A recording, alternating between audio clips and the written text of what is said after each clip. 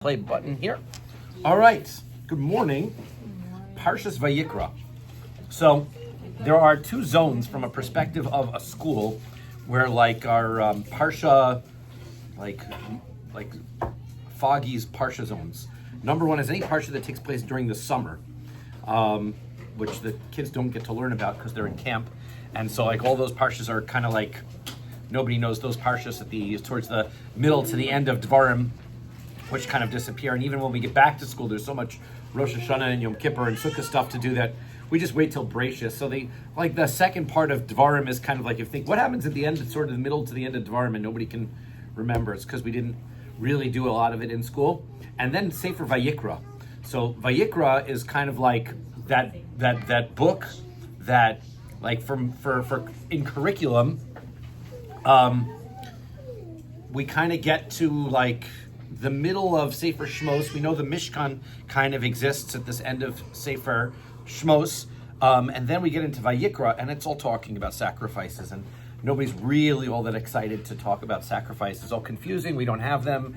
And there's kind of scariness that gets associated with talking about the actual avoda, the service of the Beis Hamikdash. It's not that scary, and we're going to be able to get an opportunity to go in it.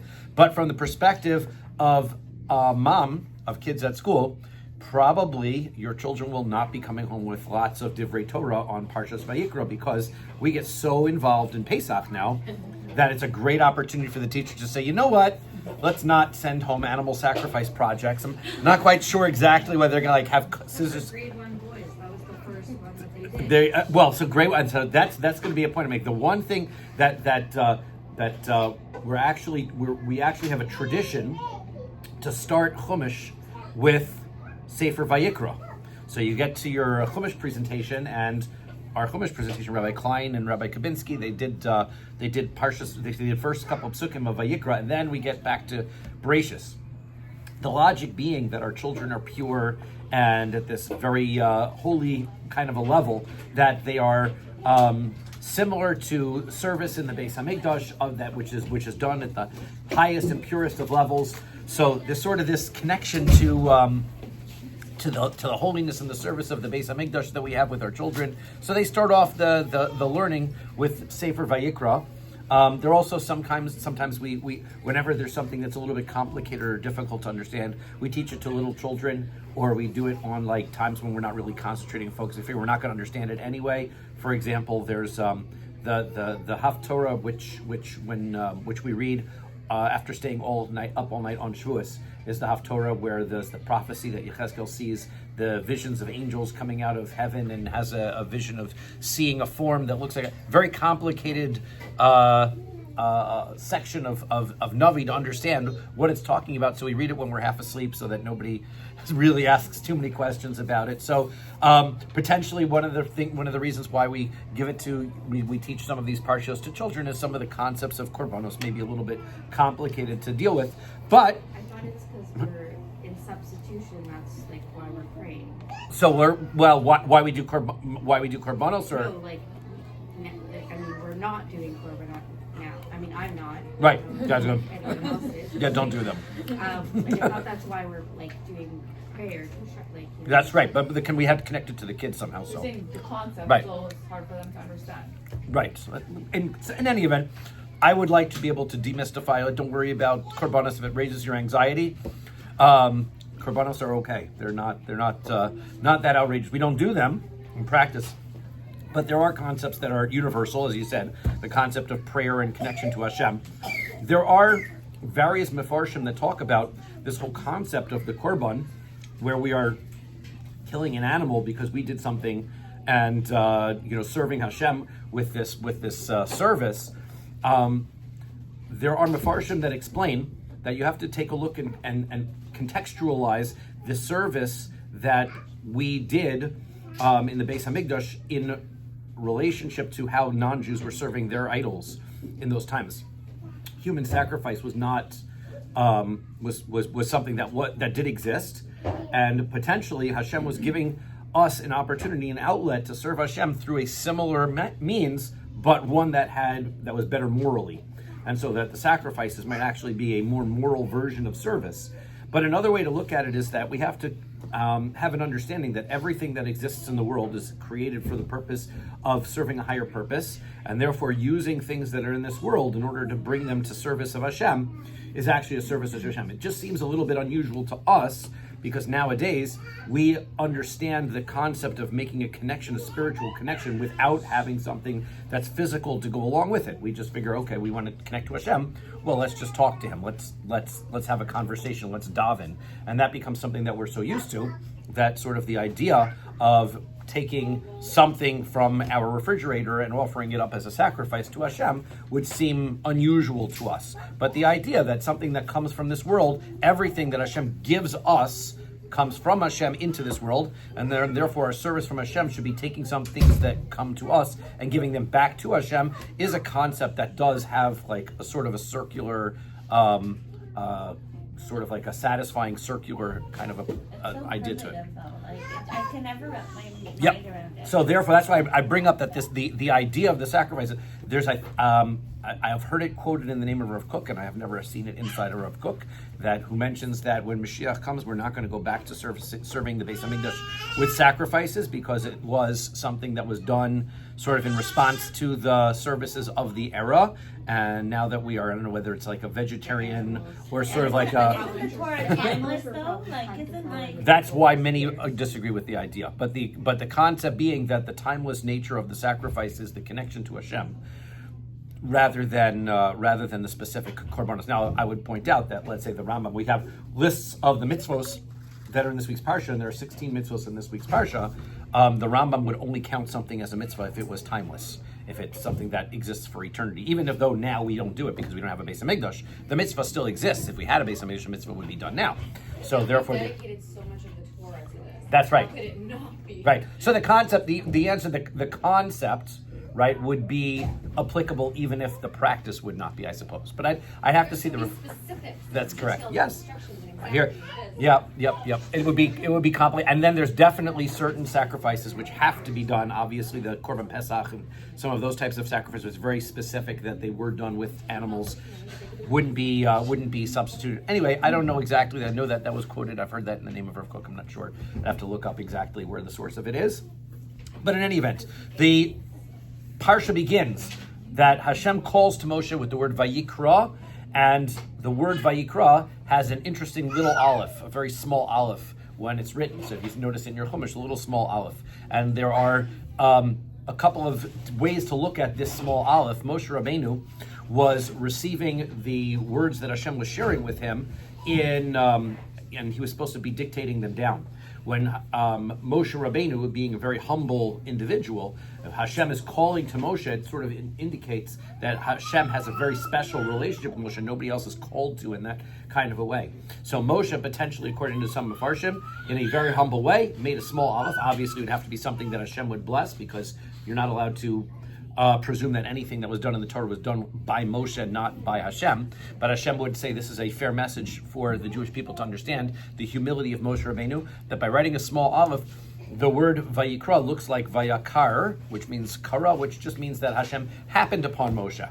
And Moshe says, this could have been anybody, it happens to be me, nothing so special here, but I'm the conduit of Hashem's word. It's not me that's the important thing, it's the Hashem's word that's important. And he makes the small aleph. On the other hand, another way of looking at it is, and this is that the word Vayakar comes from the word Yakar, to be precious. And so therefore to call to Moshe is not just to call to him, but it was called to because Moshe had a very precious and special relationship with Hashem. And so the small aleph indicates that Moshe Rabbeinu was actually very precious to Hashem. So therefore, two different ways of looking at this small aleph, either whether it's the humility of Moshe Rabbeinu, where he kind of puts himself down, or Hashem is elevating Moshe, potentially both, right? That Moshe Rabbeinu sort of saw himself in the small light, and Hashem sees him in a loftier sense, and so therefore you have the small aleph at the beginning of the parsha. The first of the korbanos that we're told about is the korban olah. The word olah means to be brought up. It's called the korban olah because almost the entirety of the sacrifice is burnt in fire. We start off with the olah of the large animal, which are bulls, and then we move into, in this aliyah also, the process, which is very similar, only that they're smaller animals in smaller pieces, and fewer pieces because they're smaller, of a sheep or a goat, if somebody wants to bring a korban olah of that type. A korban olah is a volunteer offering. If somebody decides they want to bring an olah, they can say, I'd like to bring an olah in order to be able to, in order to create a connection between myself and Hashem. The olah is generally brought when somebody has a positive commandment that they should have done and then they didn't fulfill it, right? Let's say, for example, somebody slept late and they didn't put on their tefillin, or they missed davening for a day or something, and they feel like they've missed that opportunity to connect to Hashem with a positive commandment. So you could bring a korban olah in order to reestablish that connection.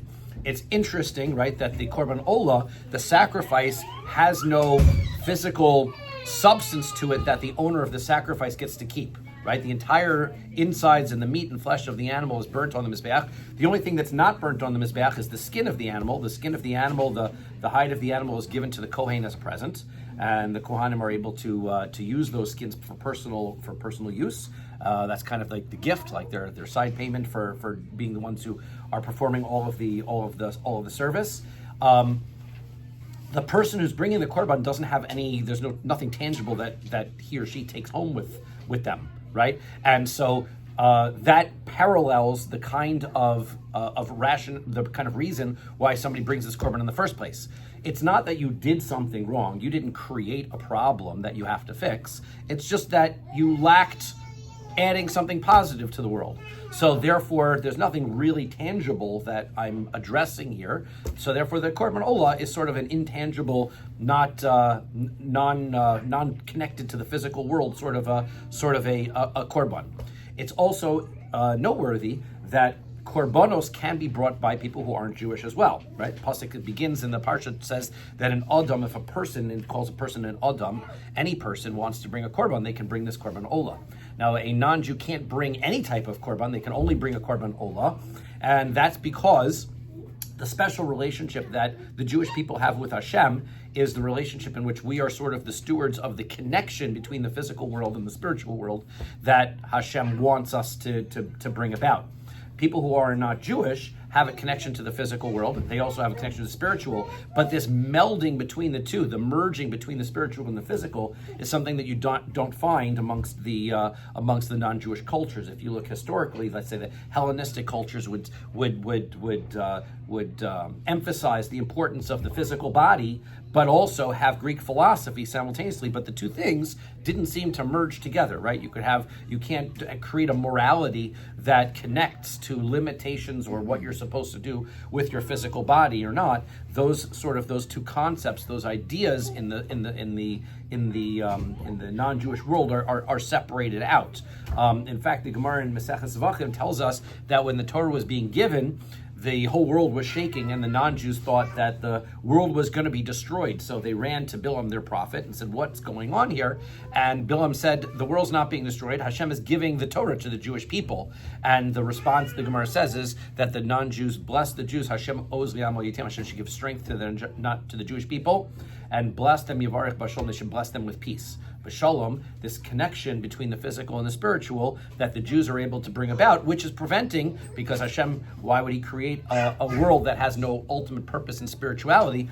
The non-Jews recognize that this is the purpose of the Jewish people, to be able to bring this connection between the physical world and God's world in order to bring it purpose. But the non-Jews have this the separation, bringing the spirituality into the physical world would cause a destruction in the physical world, and bringing the physical to the spiritual sort of creates a destruction to the spiritual world.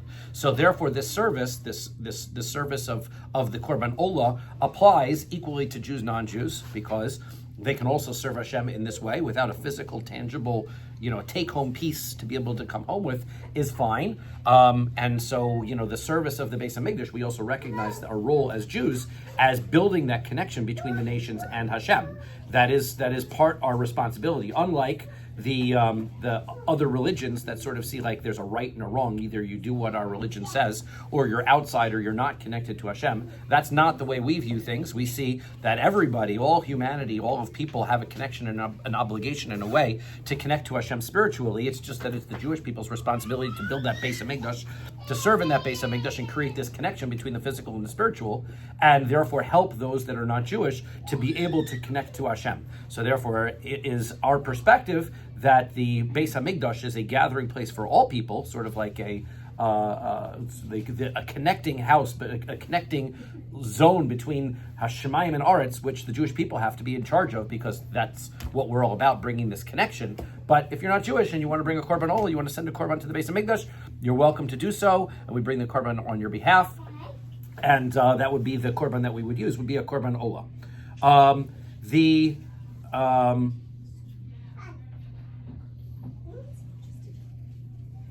Second aliyah, that's what we'll end the first aliyah there, right? Second aliyah. So the second aliyah tells us about that an olah can also be brought from birds, not just from animals, right? Now, it's all a financial kind of a financial level, wherever you want to be. If you want to donate an animal, right? I'm not sure what the going rate for a cow is, right? But I guess cows are more expensive than sheep and goats. Sheep and goats are more expensive than birds, right? So if you wanted to bring a korban olah from a bird, now there are olah offerings. We're going to see them later on as we go through Vayikra. Different sacrifices that are brought for different purposes that are brought as a korban olah. So, for example, a woman who gives birth to a child brings a korban olah and a korban chatas as part of her offering that she brings when she has a child. So that offering is a korban olah. This olah that's in this parsha is also somebody can bring a korban olah if they want to. And in the Beis HaMikdash, they had procedures for bringing these korbanos. They had a collection box in the front of the Beis HaMikdash. You dropped your money off in it, and the Kohanim would empty that box, and they would offer all the sacrifices. Somebody had asked in the Mondays class, could you like stand there and watch your korban being brought, or like how does that work? And the answer is, yeah, you could, right? You didn't have to. You could leave your money behind, and I would say that was, at some day in the times of the Beis HaMikdash, maybe there'll be an app, right, that you can sign up and send your money order in, and then like you can get like a notification that your korban has been affected and that you should know that it's done. But generally speaking, that you would put your money in, wait a day or 2 days to be able to make sure that it had time to get processed through, and then you could presume that your korban was brought. The difference in a korban olah, in every sacrifice, in every animal sacrifice, there are 4 main parts of the conducting the sacrifice. The shechita, which is the slaughtering of the animal. Then they would have a utensil where they would catch the blood in. That's Kabbalah. That's the second part of the sacrifice. Then they would take the basin that had the blood in it, and they would walk to the Mizbeach. That's holacha. That is the third thing. And then after that, the blood of the offering would get sprinkled on the corners of the Mizbeach. That's Zrika. Okay? Those are the 4 stages, and the numbers of sprinklings, the locations of the sprinklings differ by the different offerings.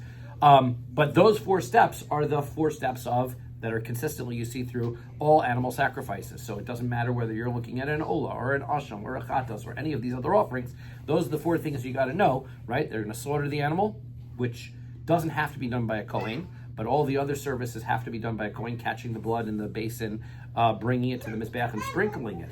Now, all the other things, we said the olah, all of the meat and all of the fats and everything were burned on the mizbeach.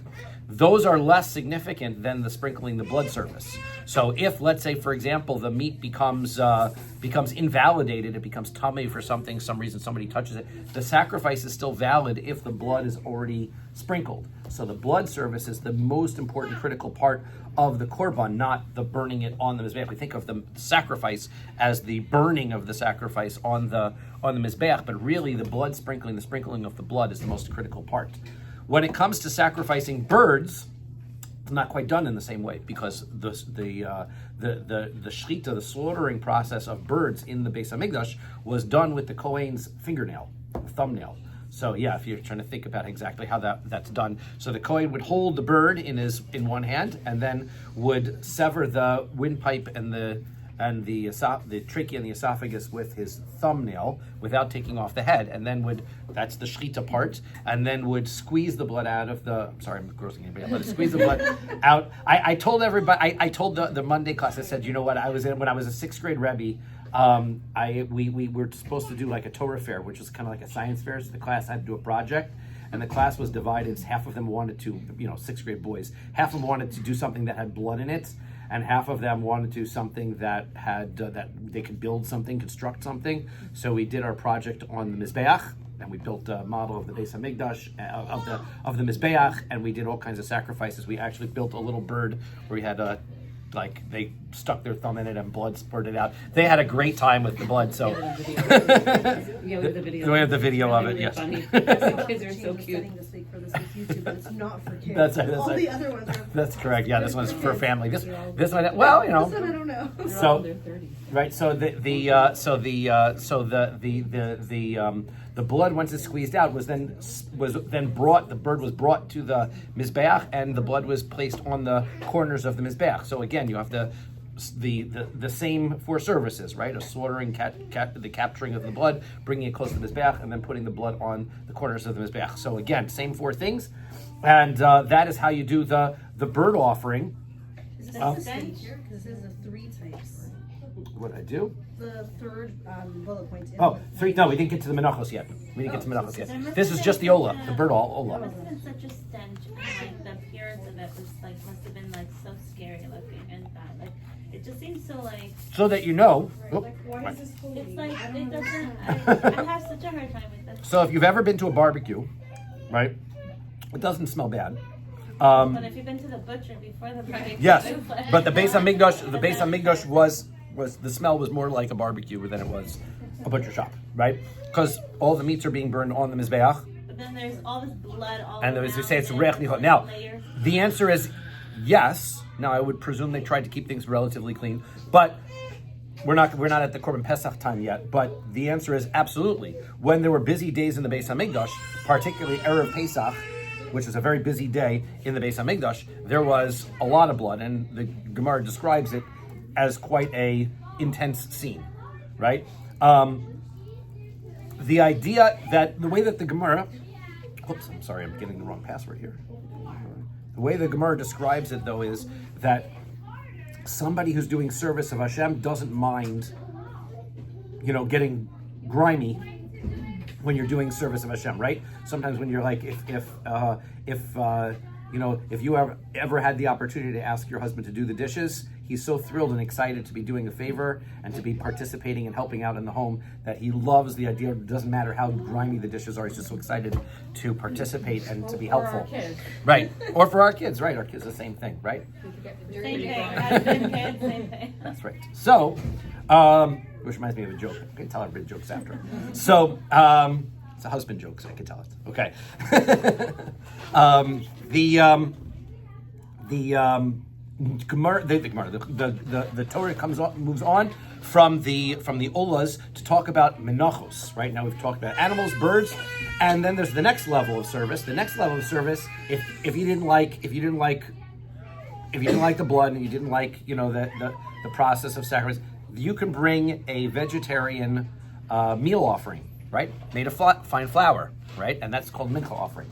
And the fine flour, even though it's not mentioned that there's water in the Torah, but they would take fine flour, mix it with water and some oil and some levona, which is frankincense, which I've never seen in the store. I've never seen what frankincense is, but apparently that's some kind of a spice or whatever that they would put in, and they would mix this together, and they would create an offering, a service to Hashem. Now, the Levi tells us the first in the Levi section, the first 3 types of menachos are listed. The first one is the soles, which is a fine flour offering, and again, you can't slaughter a bunch of flour, so you have to have the same 4 services. But how do you find them with flour? So the first thing is that the way that shechita would work is they would have a service called kmitza.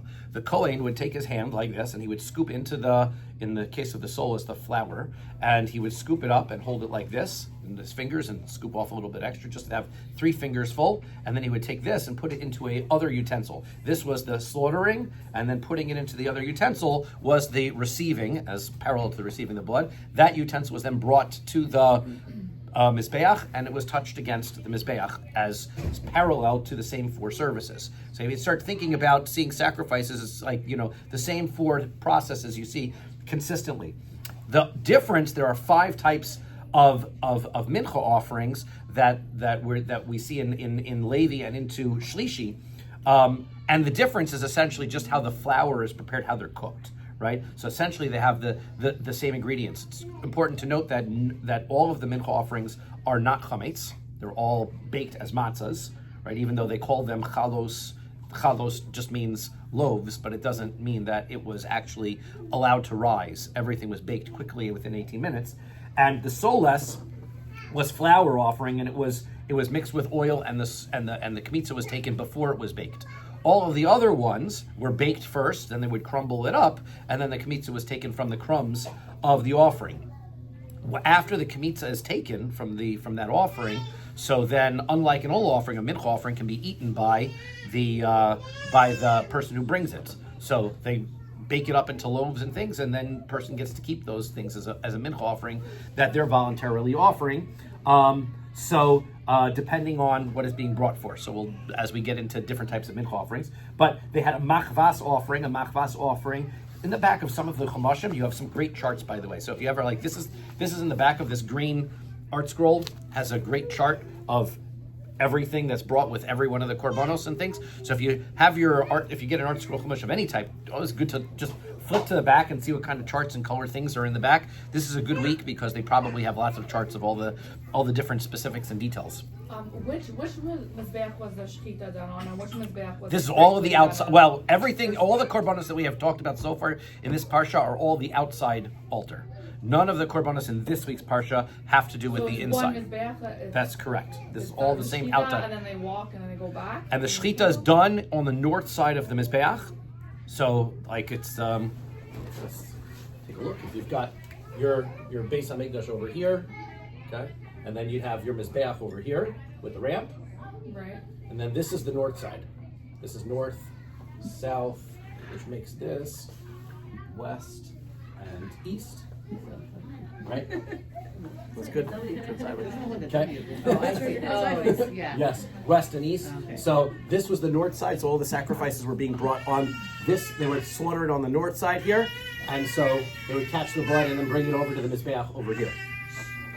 Right, and this is always the sacrifices are being brought on this mizbeach here. There are sacrifices that are brought inside, and blood and service is being done inside, but not in this week's parsha. On the north side, on the mizbeach. No, on the floor in the front. Oh, so the slaughtering. The slaughtering is not done on the mizbeach. Correct. Okay. Yeah, the slaughtering is done on the floor. It's good to clarify these things. The slaughtering is done in the floor. They actually had rings on the built into the floor so that you could secure an animal to the ground so it wouldn't move. So they would have these rings, and then and that would look, if you've been out.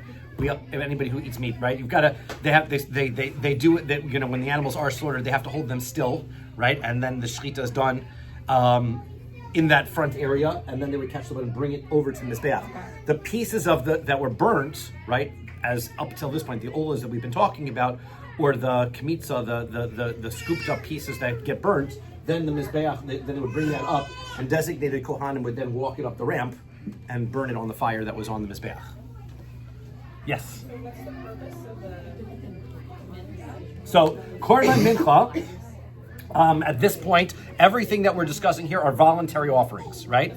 Same kind of a thing, yes, but now they're less expensive, right? So I would presume that if you're bringing a couple of pounds of flour to the base of Mikdash, you've got a much less expensive korban. Right, you could be like, your $5 korban versus your deluxe animal, right? The ox package versus the mincha package, right? Now, there's going to be times that we're going to discuss. We'll see where there are certain places that you have to bring a mincha offering versus an ola versus a chatos. But sort of like in Vayikra, this is the introductory.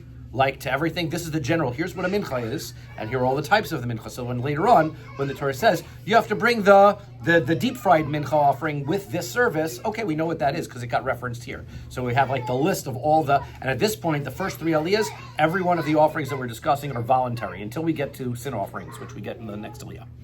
Is there a reason why it's facing north? Because for some reason. The Gemara talks about the Shechina being towards the west. Right. So when the sun rises in the east, it goes towards the Shechina in the west. And so the Shechina is towards the west side. Now, when I saw that in the Gemara, it says that why is it towards the west? Because Kodesh and the Kodesh HaKodashim are on the west side, so you go towards the west, but not sure which is, it's like, which is the reason for which. But if you ask me, But the Mizbeach is facing north. well, everything from the front of the Beis HaMikdash towards the back Right, it's is east going from the east to the west. Okay. Right. Okay. But the Mizbeach is sideways, Like yes. the ramp is on. The ramp is on this You side. think that everything's focused on the north side. Correct. And there you go. Right. Okay. So. Okay. The ways that they're made. One is fried on a griddle. One is fried in a pan. One is deep fried in a pan. One is baked in an oven. One is baked and then has some oil on it. 5 types of menachos that are listed in through Shlishi. Then we have the mitzvah to put salt on every sacrifice that's brought. And we do that now because when we eat on our table, because as everybody was told in school, that a mizbeach, your table is like a mizbeach, and that's usually when teachers tell you that so you don't sit on the desk at school, right? Your teacher says get off the desk. Your table is like a mizbeach, but it is in the sense that when we have to recognize that all of our physical needs and all of our service that's physical is done in order for an elevation of spiritual purpose. So in that sense, when we sit at a meal and we talk Torah and we bench and we make brachos, we're elevating this physical meal to spiritual purpose. And therefore, in a sense, has the same parallel to the Mizbeach, the concept that we discussed is what we're trying to accomplish by korbanos. Salt is therefore essential on every one of the korbanos and is essential therefore in our meals when we make hamotzi. Then we get to the fourth aliyah, and then the other couple of mitzvahs to mention also, you cannot put honey on it and it cannot become chametz. Even though honey would make it really delicious, right? You can imagine a babka offering. It will be very, very nice. You're not allowed to add those extra ingredients. And that's sort of a way that Chazal tells us that Hashem is telling us, even though, logically speaking, you want to make your offering as beautiful as possible, Hashem tells you what's the right thing to do and what's not the right thing. Sometimes you think that you understand spirituality and I'm going to do things my way, and Hashem says, no, this is the right way, and we have to be able to know and understand that our responsibility is to follow what Hashem wants, and what Hashem says is the appropriate thing to bring and what isn't. Into Revi'i, and a Revi'i, we are told about the Korban Shlomim. The Korban Shlomim means a peace offering, and the reason it's called a peace offering is that this is the first offering that when you slaughter it, part of the animal goes to the inner fats are burnt on the Mizbeach and fire. Certain sections of it, the shoulder of it, are given to the Kohen, and he gets to eat that. And then the rest of the animal is kept by the person who brings it. So everybody gets a piece. So everybody's happy. It's what we call a shalom offering, because when you make peace, then everybody gets a piece of what it is that everybody gets, not a peace offering like a piece of the offering, but a peace offering, and that everybody is satisfied and happy with the outcome because everybody gets a section of it.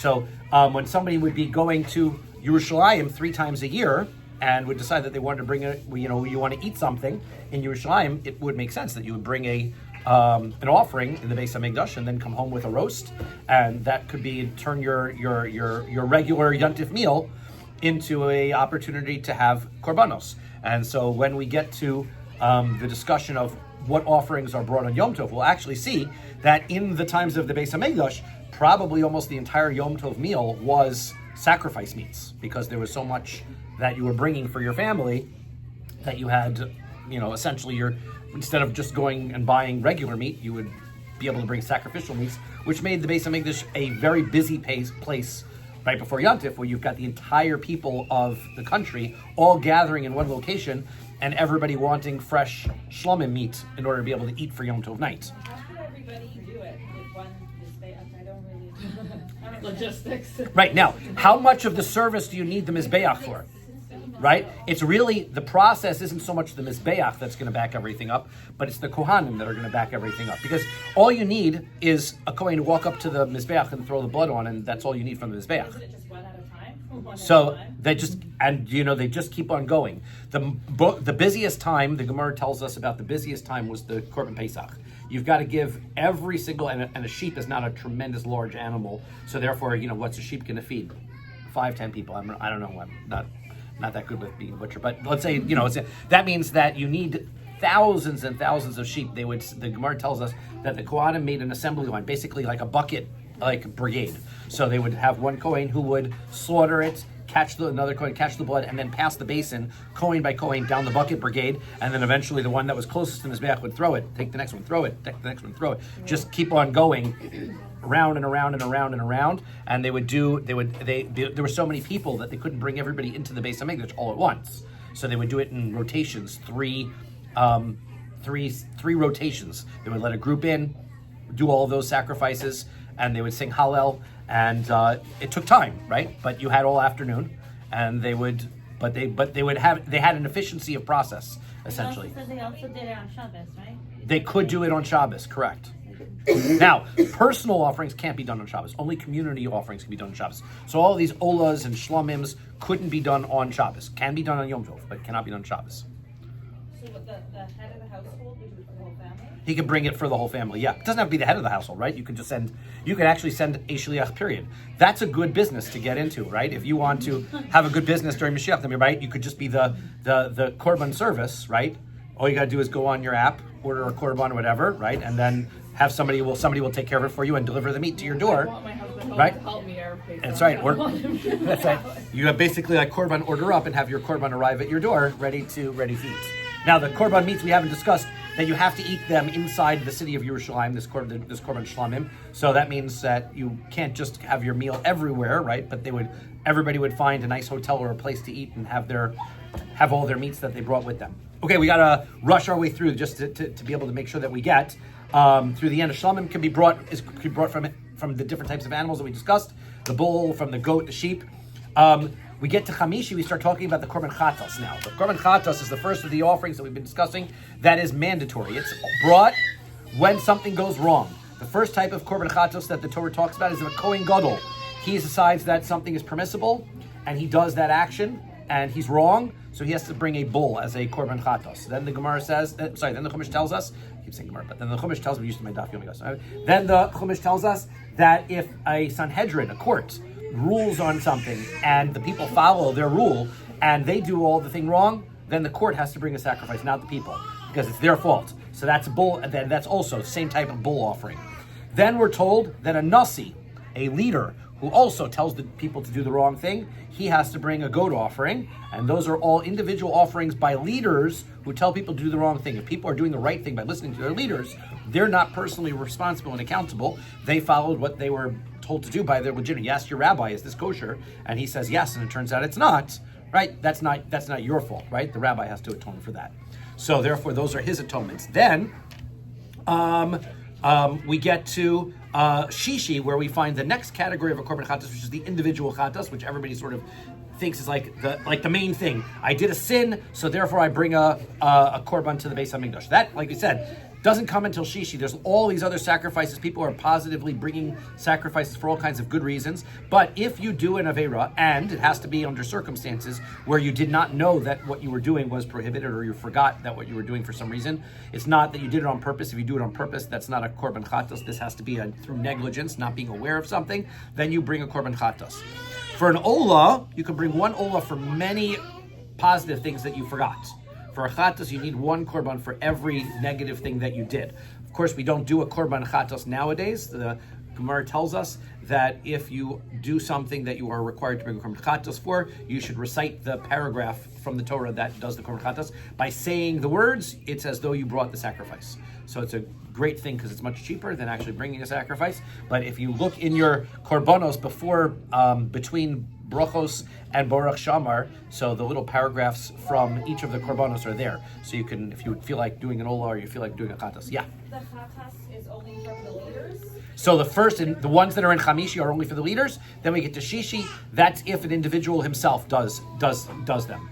Then we get another category of korban in the end of Shishi called the korban olah v'yored. The korban olah v'yored is that for certain averos, like for example, if somebody says you have testimony that you have to give to me in court, and the person says I don't want to go to court, and he lies, and he says I don't have testimony, he refuses to go to court. So there are certain averos that you bring this olah v'yored, which means the sacrifice of going up and down. The reason it's called going up and down is it's a sliding scale sacrifice which you bring based on your financial value, right? You do an estimation of how much you can afford, and if you can afford, you bring an animal. If you can afford less, you bring a bird. If you afford less, then you bring a mincha offering for the atonement of those particular types of averos. Then we bring the next type of korban, which is the korban asham. The korban asham is brought in also circumstances where somebody, let's say, takes something from the Beis Hamikdash and uses it without permission, or where somebody is supposed to guard an object for somebody and then denies and steals it, right? So these are financial crimes. So therefore, as we're mentioning it, the Torah says, by the way, if you steal something, you have an obligation to return it. You can't just say, well, I brought a sacrifice, so therefore I'm atoned, right? You have to actually take care of your avera also. So you have to return physically whatever it was that you stole. But also you bring this asham offering. The asham is very similar in practice in how it's brought to a korban chatos, to a sin offering. The asham, just to be able to mention that there's a last type of asham, is something called an asham tolui. And let's say I have a circumstance where I do something, but I'm not sure whether it was an avera or not. Like, I've got 2 pieces of meat in my fridge. One was kosher, one was not kosher, and then I cooked one and I don't realize which one I ate. Did I eat the kosher one or the non-kosher one? So a korban chatos is for when I know I did a sin. If I didn't do a sin, I can't bring a korban chatos because I have no obligation. There's a prohibition against bringing an offering that you're not obligated to bring. That is like a chatos. Obviously, I can bring an ola whenever I want. I can bring a shlamim whenever I want, but I can't bring a chatos whenever I want. So what am I supposed to do? I don't know if I did the avera or not. So the halacha is, the Torah tells us, that you bring this asham tolui, this sacrifice, this special sacrifice, which you bring in case you did the avera. And then if you found out later on that you didn't do it, then great. If you find out later on that you did do it, then you still have to bring a korban chatos. But the asham tolui's job is to protect you from any punishment while you're waiting around to clarify, to find out if you actually did that avera as well. So, quick summary again. We found out that we've got the korban ola, which we know is a burnt offering, and we talked about that. We talked about the korban mincha, which was a meal offering. We talked about a korban chatos. We talked about we skipped the shlamim, the korban chatos, and then eventually the korban asham. Those are the 5 main categories of sacrifices, and they're outlined in the beginning. What was the asham made out of? The asham was made out of animals as well. Now, yeah. I can't see the difference between them. Which one? From animals. How do you know you're doing what you're The doing? asham. So the ola, remember the ola is burnt. All the meats and things are not kept, right? The shlamim, you're going to share the meats between the various. Now the kohen does share the chatos. The kohen does get some of the meats, but the person who did the avera does not, right? Only the kohen and the mizbeach get to share the meats of a korban chatos. Unlike the shlamim, ways that the asham is done like the chatos. It's very difficult to distinguish. And then we're going to see that there are types of shlamim offerings that have different names, like a korban pesach essentially is done as a korban shlamim. And so we're going to see there are types of korbanos that are really these categories, but they're done for specific purposes. So when would you do that one? The Which- shlamim, when would you do that? When you felt like you wanted to bring a sacrifice and eat meats from a korban, it would be a voluntary offering, right? A shlamim, there wouldn't be a circumstance you're obligated to bring a shlamim, right? And you also would be obligated to bring an ola, but an ola is generally brought if you committed, let's say, a thought avera. A shlamim is a donation. The ola is the one that I'm having the hardest with because like nobody gets anything out of it. It's like there's a lot of negativity. It's killing and burning. Hashem is a Nobody very gets important anything part of out it. But Hashem doesn't need it. Oh, so now you ask a bigger question, which is, does Hashem need anything, right? Does Hashem need anything? So therefore, any service or any prayer or anything, we have to recognize the reflexive nature of prayer or any service. That donating or giving something to Hashem has an impact on the donor or the giver more than it has on the receiver, right? When I give somebody a present, it changes my relationship with that person in a positive way or with that thing. So when I give something to Hashem, all of it, and donate all of it to Hashem, it makes my relationship to Hashem closer, right? That's the way the nature of Hashem is. Olam Chesed Hibani, he built a world of Chesed, that the person who gives is always more impacted by the gift than the person who's received, right? We said that that's the colloquialism. It's better to give than to receive. All right. One quick